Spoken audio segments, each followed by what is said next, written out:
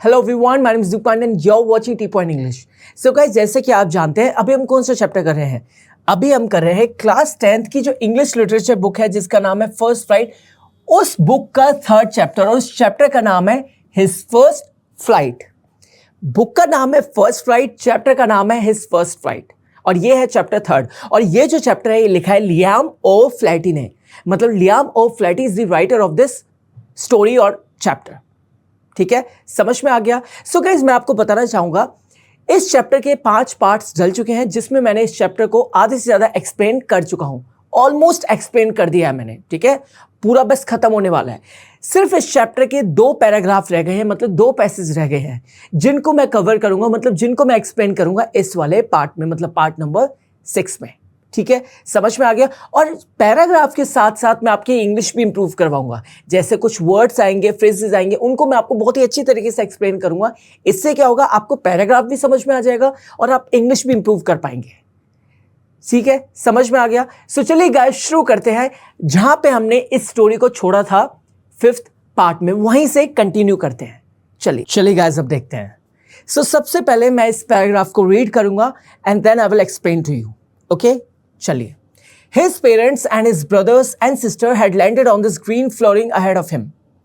They were beckoning to him, calling shrilly. He dropped his legs to stand on the green sea. His legs sank into it. He screamed with fright and attempted to rise again, flapping his wings. अब मैं आपको समझाता हूँ। His parents and his brothers and sister, उसके माता पिता और उसके भाई बहन। उसके माता पिता, पेरेंट्स मतलब माता पिता, ब्रदर्स एंड सिस्टर मतलब भाई बहन। उसके माता पिता और उसके भाई बहन, किसके माता पिता और किसके भाई बहन? यंग सीगल के।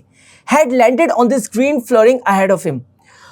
उसके माता पिता और उसके भाई बहन उससे आगे इस ग्रीन फ्लोर पे उतर चुके थे। उसके माता पिता और उसके भाई बहन उससे आगे उस ग्रीन फ्लोर पर उतर चुके थे। अब यहां पे जो ग्रीन फ्लोर है ये क्या है? ये ग्रीन सी है। क्या है? ग्रीन सी, हरा समुद्र। They were beckoning to him. They were beckoning to him का मतलब है वो उससे पुकार रहे थे, वो उससे बुला रहे थे इशारों में। वो उसे बुला रहे थे इशारों में। ठीक है, बैकन का मतलब होता है जेस्चर। ठीक है, अब यहां पे इसका मतलब हुआ कि वो उसे इशारों में बुला रहे थे अपने पास। कॉलिंग श्रीली, श्रीली का मतलब होता है बहुत ही पैना चिल्लाना, बहुत ही तेजी से चिल्लाना। तो जोर जोर से उसको पुकार रहे थे, जोर जोर से उसको बुला रहे थे। He dropped his legs to stand on the green sea. अब ये जो यंग सीगल है ये अपना ड्रॉप मतलब डालता है। He dropped his leg. वो अपने पैरों को डालता है ग्रीन सी में, हरे समुद्र में खड़े होने के लिए। To stand on the green sea. His legs sank into it. और जो उसका लेग है, जो उसके पैर है, वो उसमें धंस जाते हैं, वो उसमें चले जाते हैं। ऑब्वियसली जब आप पानी में अपना पैर डालोगे तो जो पानी है उसमें आपका पैर क्या चले जाएगा? अंदर चले जाएगा। जो आपका पैर है वो पानी में क्या चले जाएगा? धंस जाएगा, अंदर चली जाएगा। He screamed with fright. अब वो डर के मारे चिल्लाता है। उसने डर के मारे चिल्लाया। Scream मतलब चिल्लाना, fright मतलब डर के मारे। And attempted to rise again. और उठने की फिर से कोशिश करी। And attempted to rise again, flapping his wings. और उठने की उसने फिर से कोशिश करी। कैसे? अपने विंग्स को, अपने पंखों को फड़फड़ा कर। ठीक है, और उसने उठने की, उस पानी में से उठने की फिर से कोशिश करी। किससे? कैसे? अपने पंखों को फड़फड़ाकर।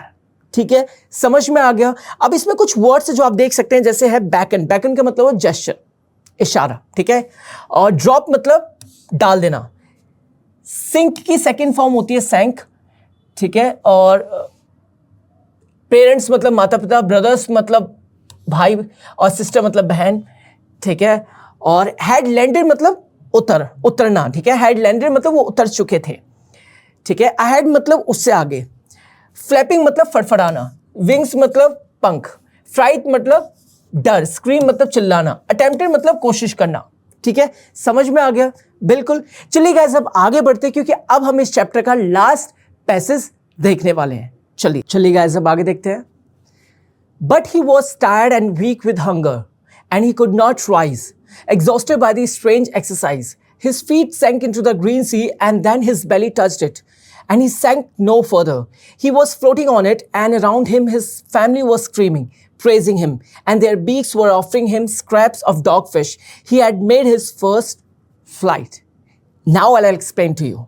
Okay, but he was tired and weak with hunger and he could not rise. But he was tired का मतलब हुआ he was very exhausted, he was done. He was tired मतलब वो बहुत थका हुआ था, and weak with hunger और बहुत ज्यादा कमजोर हो गया था भूख के मारे, and he could not rise और वो फिर उसके बाद क्या हुआ, वो उठ नहीं पाया, वो उठ नहीं सका. राइज मतलब उठना. Exhausted by the strange exercise, exhausted मतलब थक जाना. बाय द स्ट्रेंज एक्सरसाइज, किसके कारण, एक अजीब सी एक्सरसाइज के कारण. His feet sank into the green sea, उसके जो फीट थे, उसके जो पैर थे वो ग्रीन सी हरे समुद्र में क्या हो गए थे, धस गए थे, मतलब डूब गए थे. And then his belly touched it, और तभी उसके जो बेली थे, जब पैर जाते हैं उसके बाद आपका पेट जाता है, तो जैसे ही ये जो यंग सीगल है इसके पैर गए तो इसकी जो बेली थे, जो बेली था, जो पेट था, बेली का मतलब होता है हिंदी में जो स्टमक होता है उसको हम बेली बोलते हैं, उसने उस पानी को टच करा. एंड ही सैंक नो फर्दर, और इसके आगे वो नहीं डूबा. He was floating on it, वो उस पर क्या कर रहा था, तैर रहा था, मतलब उस पानी पर वो क्या कर रहा था, तैर रहा था. एंड अराउंड हिम, और उसके चारों ओर, हिज फैमिली वॉज स्क्रीमिंग, उसकी फैमिली जोर जोर से चिल्ला रही थी. प्रेजिंग हिम मतलब उसकी तारीफ कर रही थी, मतलब उसकी सराहना कर रही थी. And there beak were offering him scrap of dogfish, और जितने भी उसके फैमिली मेंबर्स थे वो सारे अपनी चोंच में भरकर जो डॉग फिश के जो टुकड़े हैं उनको उसको ऑफर कर रहे थे.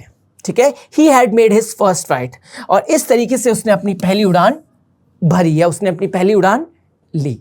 ठीक है, समझ में आ गया.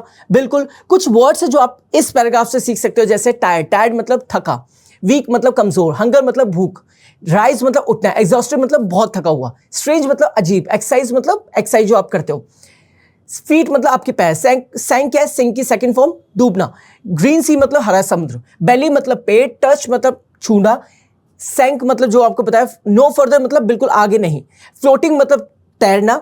ठीक है, पानी के ऊपर तैरना. ठीक है, अराउंड ही मतलब उसके चारों, स्क्रीमिंग मतलब चिल्लाना, प्रेजिंग ही मतलब उसकी तारीफ करना, बीक मतलब चोंच, ऑफरिंग मतलब उसको देना, स्क्रैप ऑफ डॉग फिश मतलब कुत्ते और मछली के कुछ टुकड़े, और फर्स्ट फ्लाइट मतलब पहली उड़ान.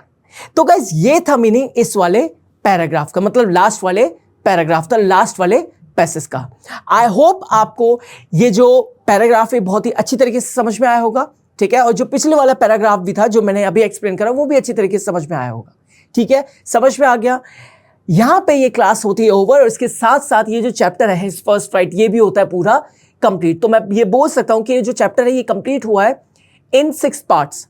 ठीक है, आई नो थोड़ा सा लेंथी होगा आपके लिए, but I am telling you, जैसे आप एक पार्ट को कवर करेंगे आपके अंदर इंटरेस्ट बढ़ेगा, जिससे आप और पार्ट्स को भी कवर करें और इस चैप्टर को अच्छी तरीके से समझें. ठीक है, समझ में आ गया. अब जो हमारी नेक्स्ट क्लास होगी, नेक्स्ट पार्ट होगा, in that part we will cover the summary of this story. Okay, till then, bye bye, and don't forget to like, share, comment and subscribe to this channel, T Point English. Now I'll see you in the next class. Bye bye guys.